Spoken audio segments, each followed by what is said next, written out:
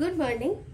আজকাল তোমাদের চাপেই এত কাজ বেড়ে গিয়েছে। তোমাদের চাপে মানে তোমাদের যে আমাদের বাড়ির খাবারের প্রতি এত ভালোবাসা, যে তোমরা আমাদের কাছ থেকে এতগুলো খাবার কিনছো, আমাদেরকে এত ব্যস্ত করে দিচ্ছ, তার জন্য অনেক অনেক থ্যাংক ইউ তোমাদের সবাইকে। আর আমাদের এখানে হয়তো একটা আওয়াজ পাবে, তো ওই আওয়াজটাকে পুরোপুরি ইগনোর করে যাও, কারণ এখানে পাশে একটা বাড়িতে কোথাও কাজ হচ্ছে।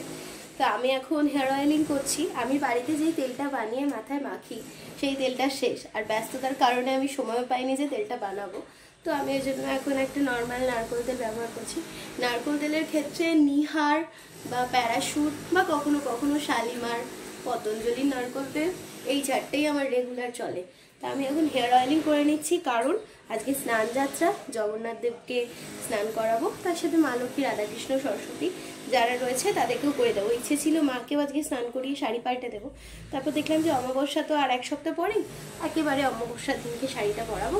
তার কারণ মায়ের জন্য একটা শাড়ি উপহার হিসেবে এসেছে, তো সেই শাড়িটা আমার মনে হলো যে অমাবস্যার দিন পরানোটাই বেস্ট হবে। তো আমার হেয়ার অয়েলিং এখানে কমপ্লিট। আমি একটু মাথাটা ম্যাসাজ করে নেবো যাতে তেলটা ভালো করে চুলের গোড়ায় গোড়ায় ঢুকে যায়।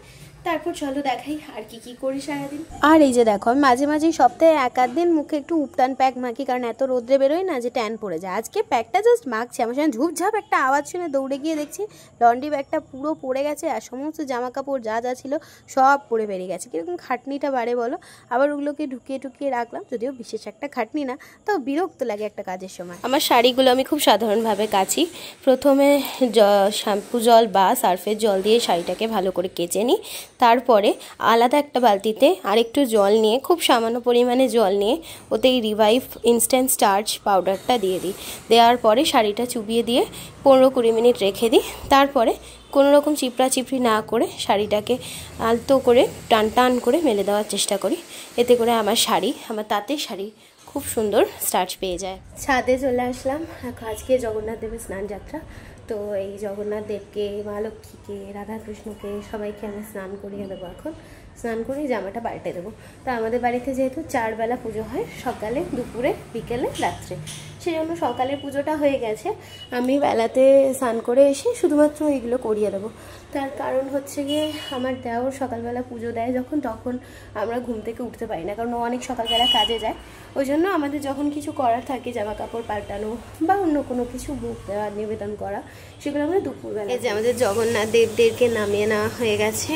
এখানে আমার রয়েছে ঘটি ভর্তি জল, এতে একটু গঙ্গা জল মিশিয়ে নিয়েছি। আর এবার ওদের তো আজকে জামা কাপড় চেঞ্জ হবে, তো যেই জামা কাপড় পরানো হবে সেগুলো বার করে নিই, স্নান করিয়ে জামাটা পাল্টে বসিয়ে দেব।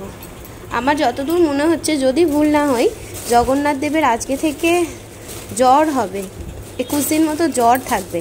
আমি কি জিনিসটা ঠিকঠাক জানি?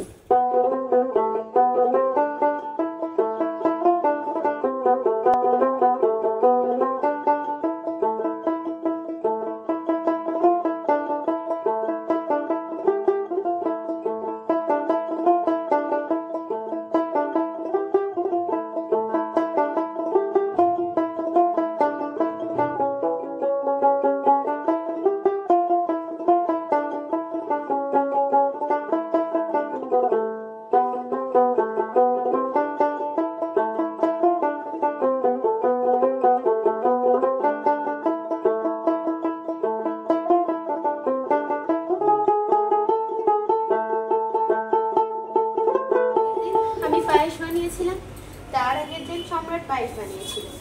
দুজনেই যে পায়েস বানিয়েছি, এই হাঁড়ি কড়াইগুলোকে জলে ভিজিয়ে চলে গেছি। হওয়ার আর সুযোগ দুজনের মধ্যে একজনেরও হয়নি, সুযোগ হয়েছিল হয়তো, ভুলে গেছিলাম। তো এই এখন এসছি, হাঁড়িগুলোতে পুরো দুধ পচা বন্ধ হয়ে যায় সেরকম হয়ে গেছে, না মাজলেই নয়। তো এই মেজে দিচ্ছি। ওদিকে জগন্নাথের যে জামা কাপড়টি ছাড়ানো হয়ে গেল, এবারে এইটা করে দিয়ে একটু নিচে যাবো একেবারে রেডি হয়ে। যদি কোনো প্যাকিং ট্যাকিং করতে হয়, কোনো কাজ থাকে সেগুলো করবো। এই উপরে রান্নাঘরটা আমাকেই একটু ক্লিন করে রাখতে হয়, কারণ আমার শাশুড়ি ওঠার টাইম পায় না। উনি যদি উঠতে পারতো তাহলে আর এত খাটনি আমাদের হতো না। উনি কখন উপর পরিষ্কার করে নিতেন, আমাদের কিছু দেখতেও হতো না, বলতেও হতো না। কিন্তু দুর্ভাগ্যবশত উনি কোমরের প্রবলেমের জন্য উঠতে পারে না উপরে, সেই জন্য এই জায়গাগুলো আমাকে, সম্রাটকে বা বাবাকে, মানে আমার শ্বশুরমশাইকে একটু লক্ষ্য করে পরিষ্কার করে রাখতে হয়।